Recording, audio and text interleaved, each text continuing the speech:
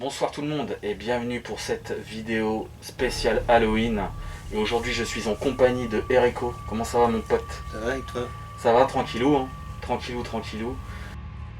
Donc aujourd'hui, ce soir, nous avons décidé donc de faire une vidéo de 5 films à vous proposer pour cette soirée d'Halloween. Et on va dire que c'est assez éclectique notre choix. Hein. Ouais, il y a un peu de tout. Il y a un peu de tout, hein. Il y a du gore, il y a du paranormal, Il y a du hein. vampire, Il y a il y a de du l'esprit, zombie, il y a de l'esprit, voilà, il y a il y a un peu de tout du quoi. paranormal aussi, Ouais, il y a un peu de tout. psychologique. Du coup, j'espère que notre section vous plaira. Et on va commencer sans plus tarder avec le film Une nuit en enfer. Voilà, Une nuit en enfer, donc réalisé en 1996 par Robert Rodriguez et écrit par Quentin Tarantino. Donc, est-ce que tu le connais le film Eric, Une nuit en enfer? Le film, c'est un duo explosif les deux. Ouais. Je connais donc Tarantino et Rodriguez. C'est vraiment un mélange explosif. Hein. Ça donne quelque chose de tonitruant. C'est vraiment un film en fait boosté aux hormones un peu quoi. Hein. Ouais, je vais vous expliquer en fait. Le film, le scénario c'est donc deux frangins, les frères Gecko, donc Seth et Richard Gecko, qui sont donc en cavale. En gros c'est des braqueurs aux États-Unis et ils ont pour mission de passer la frontière mexicaine en fait pour pouvoir s'échapper. Et grâce à ça, ils vont mettre en otage en fait un pasteur et ses enfants pour passer donc cette frontière mexicaine. Mais le problème, le hic, c'est que dans cette nuit tumultueuse, ils vont s'arrêter à un mauvais endroit, à un bar qui s'appelle le Titi Twister, donc le téton tortillé. Je connaissais pas la traduction. Donc voilà. Et dans ce bar, en fait, il est dirigé par des vampires, en fait, tout simplement quoi. La nuit, surtout que ça bouge. Hein. Voilà. Et c'est complètement barré comme film. Donc une mise en scène à la Robert Rodriguez avec un scénario à la Tarantino, vous imaginez le truc. Des acteurs. Des très bons acteurs dans le film. Donc il y a quand même George Clooney et Quentin Tarantino qui font les frères Gecko. Il y a Hervé Kettel. Juliette Lewis et Salma Hayek qui fait quand même Satanico Pandemonium, donc la maître des vampires. Et ça donne des scènes vraiment impactantes, qui déménagent et puis. C'est cynique, il y a de l'humour. Et ouais, il y a un humour quand même, un humour noir et un humour cynique, un peu cynique quand même quoi. Et il y a même des persos vraiment complètement what the fuck quoi, comme Sex Machine. Le mec, au niveau de son calbut en fait, il a un gun en métal. Et du coup le mec il sort son gun de son slip. Pas le petit en plus. Ouais, pas le petit calibre quoi. Et du coup, il va y avoir une confrontation dans ce bar. Et avec donc une poignée de survivants face à ces hordes de vampires. Et vraiment exceptionnel quoi. Ah oui, c'est... Avec une bande son mémorable. Hein. La bande son, je retiens aussi surtout, c'est rock. Ouais, la musique par exemple Dark Knight de The Blaster qui est exceptionnelle en musique d'intro et en musique de fin. Non, ça déménage comme film, c'est efficace. Voilà. C'est efficace. C'est vraiment un bon divertissement. On passe 1h40 de bon délire. De bon délire, mais en même temps, c'est quand même hardcore. Quoi. Il y a quand même du gore. On est dans les films d'Halloween, donc les copains. Même déjà Tarantino, même sans être film d'horreur, il ne se prive pas des giclées de sang, quoi. C'est clair. Il ne se prive pas. Quand on voit Django, ce genre de film-là, c'est hard. C'est ça. Donc voilà quoi. Donc Une nuit en enfer, les copains. Faut pas un film, franchement, si il vous faut l'avez pas se priver. Vu depuis longtemps, ça se regarde encore bien. Et si vous aimez un peu l'ambiance barrée des films de Rodriguez et de Tarantino et que vous aimez le gore, franchement c'est une alchimie parfaite. Voilà, ça permet de découvrir aussi des acteurs qui n'ont pas trop l'habitude de jouer dans ce genre de film, comme Harvey Keitel, dans les rôles des mafieux, des choses comme ça. Et qui joue super bien d'ailleurs le rôle du pasteur. Franchement, il est exceptionnel cet acteur.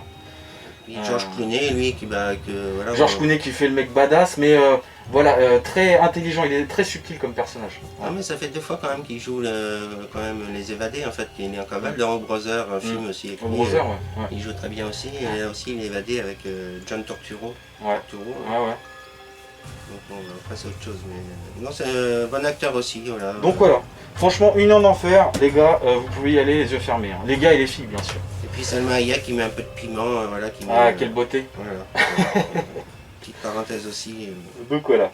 Je te laisse parler du second. Alors moi j'ai choisi comme film, un film qui m'a marqué parce que c'est un des premiers films zombies que j'avais vu. Ouais. Donc je peux te dire que j'étais pas chez moi. C'était quoi le film? C'est quoi le nom du film? C'est L'Enfer des zombies. L'Enfer des zombies. Donc il est sorti en quelle année? 1979. Ouais. Je crois que c'est un film italien ça. Ouais. C'est Mario Fulci, réalisateur. Mais il est connu hein, d'ailleurs pour les films d'horreur. Il est connu ouais, pour cette époque-là, il est très connu. Dans les premiers films, oui, il est très connu. Ouais. C'était la concurrence avec George Romero, quoi. Après, on connaît la réputation des films d'horreur italiens, mais celui-là, il sort du lot. Parce qu'il était quand même moderne pour un film de 79. Au niveau des zombies, spéciaux, des effets maquillage, des effets spéciaux, scénario, c'est un scénario on va dire, assez classique. Donc en fait, le scénario, c'est... c'est des flics qui interceptent un bateau. Voilà, c'est ça. Voilà. Et à bord ils interceptent un bateau et en fait, sur ce bateau, il y a un zombie. C'est ça. Qui sort. Donc ils essayent de le descendre, en fait aucune balle peut l'atteindre, en fait il tombe dans l'eau. Ouais. Et donc il retrouve en fait la fille en fait du propriétaire du bateau. Voilà. Parce que lui il n'est pas sur le bateau, il a disparu. Et donc du coup la fille mène une enquête avec un journaliste. Voilà, mène une enquête avec un journaliste. Donc voilà. Et ça les emmène sur une île voilà, infestée de zombies. Et il y a une histoire... tous les rites vaudous. Voilà, une histoire de vaudou quoi. C'est plus le vrai, comment dire, au niveau de l'esprit du vaudou. Ouais. Voilà, au niveau des zombies qui font renaître les morts. On est bien dedans, c'est glauque comme film. Au niveau du maquillage, c'est quand même assez impressionnant. Il y avait une scène aussi, je me rappelle, où il y a une meuf en fait qui se fait alpague par un zombie. Ouais, c'est ça. À travers la baraque, la planche de bois. Et la meuf. En fait, c'est une porte, elle est cachée derrière une porte, le zombie défonce la porte, ça fait des éclats, et puis il attrape par les cheveux, il lui tire la tête.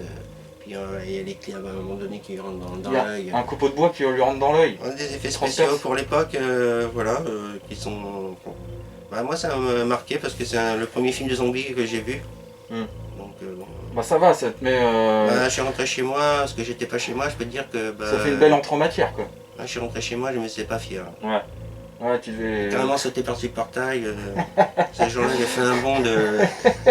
T'as battu le record de Carl Lewis, quoi. Ouais, t'aurais pu faire... Ah oui, j'aurais dû me chronométrer, mais là, j'avais pas le temps. Non, un film qui marque, parce que bon, je vais avoir peut-être 11-12 ans.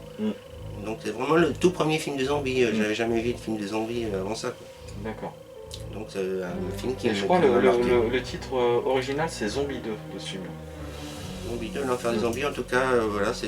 Donc un film de zombies, donc assez rétro, hein, mais qui vaut le coup. D'armes, en fait, ils ont pas beaucoup, je crois qu'ils ont un flingue pour plusieurs, ils n'ont pas beaucoup de munitions. C'est ça le truc, c'est que les mecs ils vont essayer de se démerder avec les moyens du bord. Voilà, en fait, avec du feu aussi, tu vois.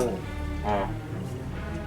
Donc voilà, donc L'Enfer des zombies, un film vraiment sympa, certes rétro, mais c'est quand même un chef-d'œuvre, un film culte du genre quoi. Je sais pas si c'est un film culte, mais on peut dire qu'il a lancé après... Il a lancé quand même la mode. Il a lancé la mode après des zombies. C'est clair. Regardez quoi, à voir. On va enchaîner avec le troisième film, donc Vampire de John Carpenter, donc sorti en 1998. L'histoire, en fait, on suit une équipe de mercenaires et un dirigeant. James Wood, à la solde du Vatican voilà, qui sont à la solde du Vatican et qui sont là pour en fait nettoyer des nids qui se propagent, des nids de vampires qui se propagent un peu partout aux États-Unis. Et du coup, il fâche qui est dirigé d'ailleurs, cette équipe de mercenaires qui est dirigée par Jack Crow, qui est interprété par James Wood, le grand acteur. Excellent, je crois. Il joue souvent dans les polars et tout. Il a des bonnes interprétations. Ouais, il a des bonnes interprétations. C'est pareil, on le voit aussi dans un autre genre, une palette d'acteurs aussi différente, parce que lui aussi on le voit souvent dans les rôles de flics. Ouais. de mafieux, et là, bon... Donc voilà, il est accompagné donc, de Daniel Baldwin et de Cheryl Lee dans le film. Et donc du coup l'histoire, voilà, c'est ça. Donc il va y avoir le maître des vampires, Valek, qui va vouloir se venger en fait de tout ce que fait en fait cette équipe de mercenaires. Et le problème c'est que ça va être compliqué pour Jack Crow donc de détruire en fait cette race de vampires, parce que en fait ils sont supérieurs aux autres, hein. Voilà, il est supérieur aux autres parce qu'il craint pas les crucifix et les gousses d'ail. Voilà. Donc du coup ça rend compliqué la tâche. Et donc c'est vraiment un espèce de road trip un peu. Hein. John Carpenter. John Carpenter, ouais, dans toute sa splendeur, on retrouve vraiment la mise en scène, la musique aussi qui est stylée, hein, qui va vraiment avec l'univers du film. Et puis c'est le côté gore aussi qu'on peut retenir du film. Voilà, et c'est vrai que Carpenter là se lâche, vraiment à défaut de Halloween de 1978, où là c'était plus du suspense que du gore, mais là franchement c'est vraiment du gore. Par exemple il y a une scène, je vous dis juste une petite scène, où il y a un mec, il y a un groupe de personnes qui est dans un hôtel, et ça sonne à l'entrée, il y a un mec qui ouvre, et là en face il y a un vampire. Et le maître des vampires, et du coup le mec le transperce à main nue comme ça, et il le coupe en deux. Le mec c'est une chips quoi. Parce qu'on voit même pas dans la scène mordre quelqu'un, hein. Il tue carrément. Ah oui non mais c'est super hardcore au niveau des morts, franchement ils sont fait plaisir. Il traverse les corps comme ça avec son poing. Ah ouais, le mec il est ultra puissant quoi, le mec il rigole pas, c'est le maître des vampires quoi. Donc voilà, donc ça c'est vraiment un film que je vous conseille, c'est du pur Carpenter, un très bon film de vampire, très bon film de vampire. Franchement, vous allez passer un bon moment. La solution pour tuer ce vampire, donc vous saurez en regardant le film. Voilà, on vous laisse la surprise. Et en tout cas, ça c'est un must-have, c'est vraiment un des meilleurs films de vampires jamais créés, pour moi, pour ma part. Dans le genre de films de vampires, ça change des classiques. Où c'est un peu plus romantique pour certains films de vampires. Là, ça se passe pas là dans les Carpates. Ouais, là c'est aux States quoi, clairement. Donc voilà quoi. On va passer au suivant, Eric. Ouais, donc moi j'ai choisi Amityville. La maison du diable. Ouais. Et du coup... là c'est plus dans le domaine paranormal. Hein. Donc là c'est plus les esprits quoi, là c'est plus paranormal, ouais, esprit... c'est quelque chose, c'est plus on est mal à l'aise, voilà. Ouais. Donc c'est un film de 1980. Ouais. Donc... donc il y a qui joue dedans dans le film là? Alors il y a Margot Kidder, donc elle c'est une actrice qu'on aperçoit dans Superman qui joue Lois Lane. Ouais, donc elle est assez connue quand même comme actrice. Voilà, après des petits seconds rôles souvent, après beaucoup du film aussi pour la télévision. Ouais. Et James Brolin aussi, donc lui aussi son visage, si vous regardez le film vous direz quelque chose, il est connu aussi mais plus pour des séries, la télévision, des choses comme ça. D'accord. Donc, Stuart Rosenberg, le réalisateur. Et je voulais savoir, au niveau du scénar, alors comment ça se déroule c'est tiré déjà d'une histoire vraie. Donc c'est dans une maison, je crois que c'est vers New York, Long Island plus précisément. Une maison où il y a un massacre, en fait, le fils de la maison qui tue toute sa famille. Ouais. Qui tue ses sœurs, ses frères, tout le monde. Et lors de son procès, il déclara en fait avoir entendu des voix disant de tuer tout le monde. Voilà, une sorte de démence quoi, il avait quoi. Il a été pris de démence, du coup il zigouillait tout le monde. Ah ouais. Donc c'est assez violent, les scènes, on voit fusil de chasse, voilà, on voit bien que c'est... voilà. Et donc du coup, alors il y a quelques années après, il y a un couple qui arrive. Ouais, un couple donc avec un enfant. Et en fait, cette maison, donc du coup, elle est mise en vente, elle est bradée. Elle est bradée parce que bon. Et donc du coup, cette maison intéresse un couple qui vont d'ailleurs l'acheter du coup. C'est une grande maison, une belle maison. Une belle maison, une belle devanture et tout. Voilà, bradée parce que il s'est passé quelque chose dedans, personne ne veut l'acheter. Voilà. Et du coup, en fait, au fil des jours, ils s'aperçoivent qu'il y a des trucs bizarres, des trucs zarbi qui se passent. Des phénomènes paranormaux. Voilà. Ils vont rester que 28 jours dans la maison. Voilà. Donc il y a des sortes d'esprits, il y a des fenêtres qui pètent, il y a souvent de l'orage au-dessus de cette maison, il y a quoi qui se passe, des trucs un peu... Le prêtre aussi qui peut pas bénir la maison, qui est carrément rejeté de la maison. Une image avec des mouches, il y a plein de mouches qui arrivent dans... En fait ça obscure la fenêtre, après il y a des mouches qui lui collent dessus et puis on lui dit va-t'en, viens là. D'accord. Voilà, et en fait le mari lui découvre aussi en descendant dans la cave, il tombe à travers les escaliers et du coup il découvre quelque chose. On va pas spoiler, mais ça va s'accentuer. Ça va s'accentuer et progressivement en fait il y a un suspense, il y a une ambiance qui se pose. Et c'est flippant, sachant que c'était une histoire vraie, après ça a été sûrement enjolivé un petit peu. Oui bien sûr. Après c'est clairement un film culte du film d'horreur quoi, de l'ambiance d'horreur. Disons que c'est pareil, c'est un film le soir quand on se couche, on n'est pas tranquille. Ouais. Après bon il y a eu des suites, un peu moins bien. Il y a eu des suites mais bon... Mais vraiment l'œuvre originale est vraiment excellente. Oui parce que bon ils vont commencer tous à péter les plombs là-dedans. D'accord. Mais dans le domaine du paranormal, là, dans les films, voilà, après... Donc Amityville, un très bon film, à se jeter. Très angoissant comme film. Obligatoirement. Donc voilà. Et on va finir par le dernier film, Massacre à la tronçonneuse, de Marcus Nispel, réalisé en 2003.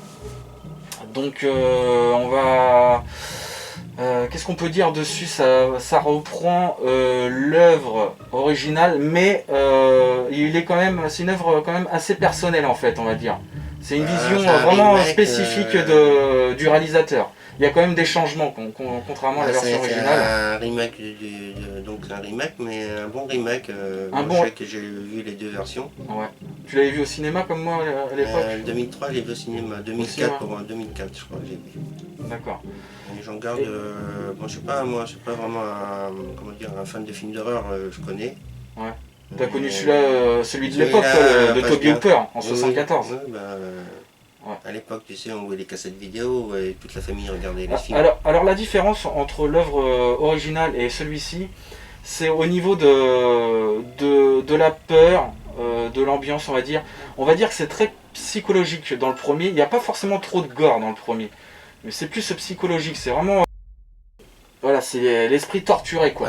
Dans le remake, c'est vraiment hardcore. Il y a vraiment du gore. Là, les mecs, ils ont pas fait semblant. Le réalisateur, il s'est fait plaisir. Et il y a de l'hémoglobine quoi. Ça coule à flot.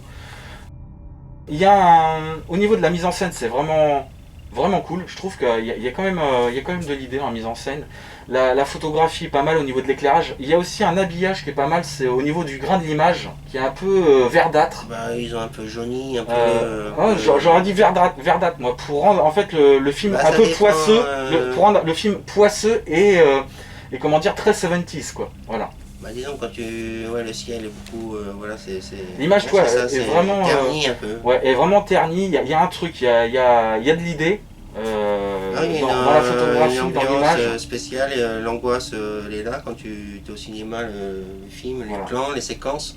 Donc l'histoire, on suit en fait un groupe de jeunes qui prennent une autostoppeuse et le problème c'est que en fait la meuf leur dit de ne pas aller dans cette direction, dans la direction où ils vont. Parce qu'en fait il y a... Elle s'échappe de cette direction. Voilà, parce qu'elle s'échappe de cette direction et en gros... la meuf se suicide. Voilà. On pose juste les bases. Et du coup, voilà, ils sont en manque d'essence. Du coup, ils vont devoir se réfugier dans une maison. Dans une espèce de bled de bled au Texas. Où il y a tout un tas d'espace là où... Donc voilà, ils vont tomber dans une baraque et puis cette baraque est habitée par une famille pas très très claire quoi dans leur tête, on va dire. Disons que tout le comté est au courant de ce qui se passe ici dans la maison. Donc le shérif et tout le monde est au courant de ce qui se passe. Et du coup, c'est tiré d'une histoire vraie. Alors, à savoir que l'histoire vraie, elle a été quand même modifiée par le réalisateur de base, Tobe Hooper, en 1974. Parce que en fait, la vraie histoire, c'était un mec qui tuait des gens. Tous ceux qui habitaient en fait, tous ceux qui vivaient autour de chez lui ou qui se baladaient. Un être primaire. Voilà, il les tuait et en fait, grâce aux ossements, en fait, il faisait de l'outillage en gros le mec. Grâce aux ossements des êtres humains, il faisait de l'outillage. Et après, bon, bah, ça a été modifié par Toby Hooper. Il a rajouté un mec qui prenait la peau des êtres humains pour se faire un masque de cuir. Il y a eu un délire aussi, il a rajouté la tronçonneuse. Alors que dans l'histoire vraie, il n'y a pas de tronçonneuse. Mais disons qu'il a fait à sa manière. Il a pris des idées pour après en faire un film, quoi. Bah, il s'est servi de la première version, de toute Voilà, façon, voilà. par le film. Et du coup, il a mis un côté un peu encore plus barré. Non, c'est une belle réussite pour le remake, parce que bon, des fois, la plupart du temps, il faut mieux regarder l'original que le remake. Bon, ouais, mais toi, généralement, les remakes sont pas top, mais lui, tu vois, il passe bien. Franchement, il y a de l'idée, on sent qu'il y a une identité en fait du réalisateur pour ce film, et une passion, un vrai amour de l'origine. Il avait marqué les esprits déjà à l'époque, le film avait marqué les esprits parce qu'il était attendu en 2004, le film. Ouais, il avait très attendu. Ouais. Une bonne fréquentation dans les salles pour ce film, voilà. Et d'ailleurs, il a bien fonctionné, il a eu quand même des bons retours. Ouais, après, comme acteur, je me souviens de Jessica Biel. Ouais, Jessica Biel. Ouais, elle est canon, hein, Jessica Biel. Le shérif, c'est le. Bah, c'est le shérif, c'est le mec qui joue dans. Voilà, qui joue Qui joue le chef instructeur. Le chef instructeur dans Full Metal Jacket. Qui se descend par la grosse baleine après. Qui est exceptionnel. Et d'ailleurs, ce mec-là, il fait que des rôles où le mec il gueule, quoi. Hein, il est vénère, quoi. Dans Full Metal Jacket, déconne pas, baleine. Voilà. Et l'autre, il dit quand même.